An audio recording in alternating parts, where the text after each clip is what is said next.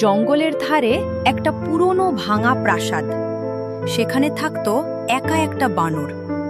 চোখে ছিল ক্লান্তি, মুখে ছিল না হাসি। সবাই বলতো, ও রাগী, ও একা থাকতে ভালোবাসে।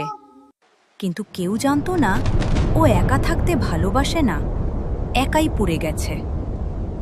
একদিন সকালের নরম রোদে আকাশ থেকে নেমে এলো এক সাদা কবুতর।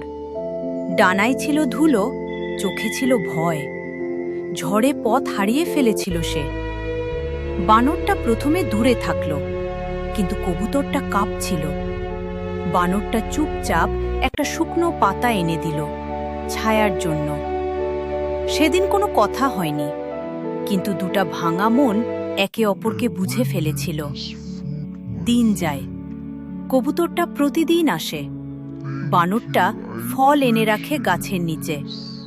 কবুতরটা বসে গল্প করে, আকাশের, মেঘের, স্বাধীনতার। বানরটা শুধু শোনে। তার চোখে ধীরে ধীরে ফিরে আসে আলো। একদিন কবুতর বলল, আমাকে যেতে হবে, আমার দল আমাকে খুঁজছে। বানরটা কিছু বলল না, শুধু প্রথমবারের মতো চোখ ভিজে গেল।